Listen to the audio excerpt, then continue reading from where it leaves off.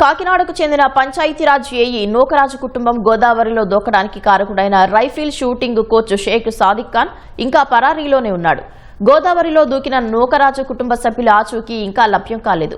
మృతురాలు నూకరాజు కుమార్తె సౌజన్య రాసిన లేఖ, ఆమె భర్త జగదీశ్వరరెడ్డి తండ్రి ఫిర్యాదు మేరకు సాదిక్ పై సర్పవరం పోలీసులు హత్యాయత్నం కేసుతో పాటు మరో 5 సెక్షన్లు నమోదు చేశారు.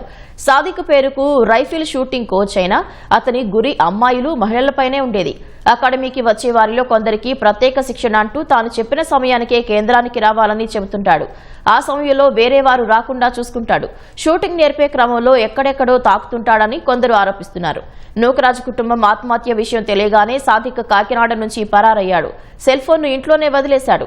రైల్లో వెళ్తూ వేరే వారి ఫోన్ నుంచి కుటుంబ సభ్యులు ఓ న్యాయవాదికి ఫోన్ చేసినట్లు తెలిసింది. సాదిక్ కోసం కాకినాడ జిల్లా నుంచి 3, తూర్పుగోదావరి నుంచి 2 పోలీసు బృందాలు అతడి కోసం గాలిస్తున్నాయి. సౌజన్య భర్త సెల్ ఫోన్ సాదిక్ దగ్గరే ఉంది.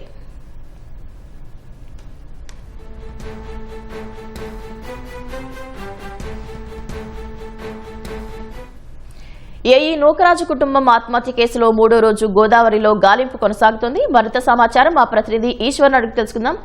ఈశ్వర్, ఏఈ నూకరాజు కుటుంబం కోసం అధికారుల గాలింపులకు సంబంధించి వివరాలేంటి? పవిత్ర కాకినాడ జిల్లా పిఠాపురం మండలంలో పంచాయతీరాజ్ శాఖ విభాగంలో పనిచేస్తున్నటువంటి ఏఈ నూకరాజు కుటుంబము ఆదివారం రాత్రి రాజమహేంద్రం వద్ద గోదావరి నదిలో దూకి ఆత్మహత్య చేసుకోవడం జరిగింది. ఈ ఘటనలో ఏఈ నూకరాజు మృతదేహము సోమవారం రాత్రి లభించింది. ఇంకా నూకరాజు భార్య మీనా, అతని కుమార్తె సౌజన్య కోసం అయితే గాలింపు చర్యలు అయితే 3వ రోజు కూడా కొనసాగుతున్నాయి. ప్రస్తుతం అయితే మొత్తం ఎస్డీఆర్ఎఫ్ బృందము, గజేతగాళ్లు, పోలీసులు కూడా ఈ గాలింపు చర్యలు అయితే ముమ్మరం చేశారు.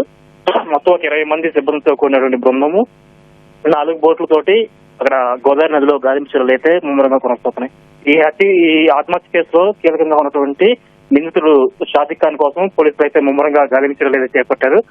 ఏఈ నూకరాజు చనిపోయే ముందు ఒక మరణ వాంగ్మూలం రాయటం జరిగింది. అందులో సాదిక్ ఖాన్ అనే కోచ్ వేధింపులు తట్టుకోలేకనే, అతని బాధించి తట్టుకోలేకనే తాము ఆత్మహత్య చేసుకుంటున్నట్టు కూడా ఒక లేఖలో రాశారు.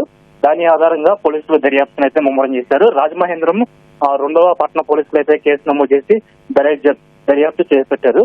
అయితే ఏఈ నూకరాజు కుటుంబం ఆత్మహత్య సమయంలో ఏఈ నూకరాజు, అతని భార్య మీనా, కుమార్తె సౌజన్య, మనవడు కార్తికేయరెడ్డి వీళ్ళ 4 ఒకేసారి గోదావరి నదిలో దూకడం జరిగింది. అయితే మనవడు కార్తికేయరెడ్డి ఈత రావడంతో అతను కొంత దూరం సుమారు ఒక 20 నిమిషాల పాటు ఈత కొట్టు పక్కకి రావడం జరిగింది. అక్కడ గమనించినటువంటి మత్స్యకారులు ఆ పిల్లోడిని సురక్షితంగా కాపాడి ఒడ్డు తీసుకొచ్చారు. ఆ పిల్లోడు ఇచ్చినటువంటి స్టేట్మెంట్ ఆధారంగా పోలీసులు అయితే దర్యాప్తును ముమ్మరం చేశారు. అదే తర్వాత కుటుంబ సభ్యులకి, బంధువులకి పోలీసులు సమాచారం ఇచ్చారు. ఈ ఏఈ నూకరాజు వియంకుడైనటువంటి భాస్కర్ రెడ్డి అక్కడ ఘటనాస్థలాన్ని చేరుకుని మనవడు కార్తికేయరెడ్డితో మాట్లాడినప్పుడు వాళ్ళు కీలకమైన అంశాలు కూడా వెలుగులోకి వచ్చాయి.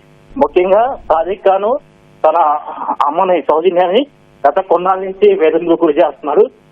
అందువల్లే మేమందరం కూడా కుటుంబం మొత్తం కూడా ఆత్మహత్య చేసుకుంటున్నట్టు కూడా సౌజన్య ఒక లేఖలో రాసిందని చెప్పి కూడా కార్తికేయరెడ్డి తన తాతయ్య భాస్కర్ రెడ్డి చెప్పారు.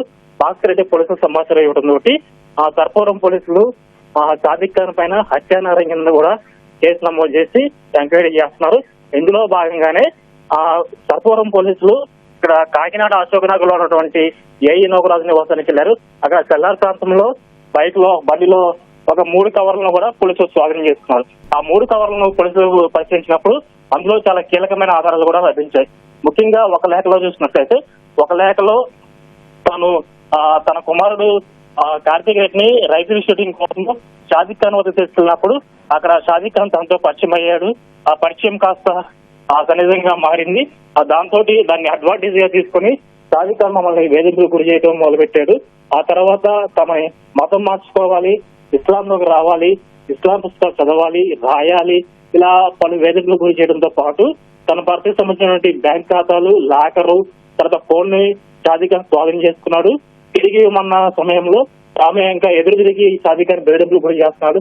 ఈ బెదిరింపులు, వేధింపులు తాళలేక కుటుంబంతో సహా అందరూ ఆత్మహత్య చేసుకున్నామని చెప్పి కూడా సౌజన్య కూడా ఒక లేఖలో రాసింది.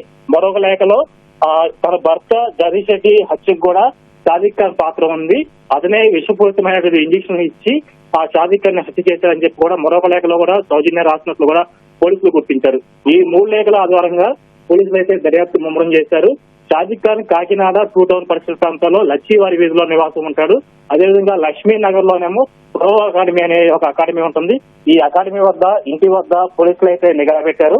దీంతో పాటు వీరి స్నేహితులు, బంధువులు, తెలిసిన వారి ఇళ్ళ దగ్గర కూడా పోలీసులు అయితే ముమ్మరంగా గాలిస్తున్నారు.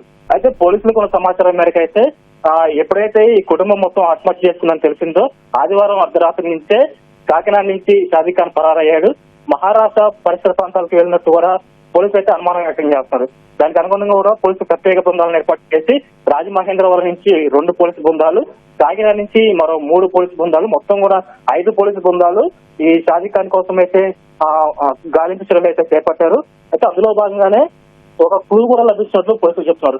ముఖ్యంగా ఇందులో షాజిద్ ఖాన్ తన ఫోన్ వాడకుండా రైల్లో ప్రయాణించే సమయంలో అక్కడ తోటి ప్రయాణికుల దగ్గర నుంచి ఒక ఫోన్ తీసుకొని కుటుంబ సభ్యులకు అదేవిధంగా లాయర్కి ఫోన్ చేసి తనను రక్షించాలని చెప్పి కూడా కోరినట్లు కూడా పోలీసులకి సమాచారం అందింది. ఆ సమాచారం ఆధారంగా కూడా పోలీసులు వివిధ కోణాల్లో కూడా దర్యాప్తును ముమ్మరం చేశారు. అయితే ఈ ప్రస్తుతం అయితే 5 బృందాలు మొత్తం పోలీస్ టీమ్స్ కూడా షాజిద్ ఖాన్ కోసం అయితే గాలింపు చర్యలను ముమ్మరం చేశారు. మరోవైపు ఇక్కడ గోదావరి నది పరిసర ప్రాంతాల్లో ఆ నది ఒడ్డున ఏదైతే రోడ్ కమ్ రైల్వే వంతులపై నుంచి ఈ కుటుంబం మొత్తం ఆత్మహత్యకి పాల్పడిందో ఆ పరిసర ప్రాంతాల్లో కూడా గజేదగాలు, ఎస్డీఆర్ఎఫ్ బృందాలు, పోలీసులందరూ కూడా అక్కడ గాలింపు చర్యలు ముమ్మరం చేస్తారు. ఏఈ నోకరాజు భార్య మీనా, కుమార్తె సౌజన్య కోసం అయితే ఇంకా గాలింపు చర్యలు అయితే ముమ్మరంగా కొనసాగుతున్నాయి. 3వ రోజు కూడా ఈ ప్రస్తుతం 3వ రోజు గాలింపు చర్యలు అయితే కొనసాగుతున్నాయి. ప్రస్తుతం ఏఈ నోకరాజు మృతదేహమేమో రాజమహేంద్రవరం ప్రభుత్వ ఆసుపత్రి శవగారంలో అతని మృతదేహం ఉంది. వీరిద్దరు మృతదేహాలు దొరికిన తర్వాత అతని భార్య మీనా, కుమార్తె సౌజన్య వీరిద్దరు మృతదేహాలు దొరికిన తర్వాత ముగ్గురికి కలిపి ఒకేసారి పోస్ట్ మార్టం నిర్వహించి బంధువులకు అప్పచెప్పాలని చెప్పి కూడా అధికారులు నిర్ణయించారు. అందుకోసం ప్రస్తుతం అయితే అతని భార్య మీనా, కుమార్తె సౌజన్య కోసం అయితే గాలింపు చర్యలు ముమ్మరంగా జరుగుతున్నాయి. మరోవైపు నిందితుడు షాజిద్ ఖాన్ కోసం కూడా ఈ గాలింపు చర్యలు అయితే ముమ్మరంగా జరుగుతున్నాయి. ప్రస్తుతం ఇది ఈ ఘటన సమస్య తాజా పరిస్థితి. రైట్, ధన్యవాదాలు ఈశ్వర్.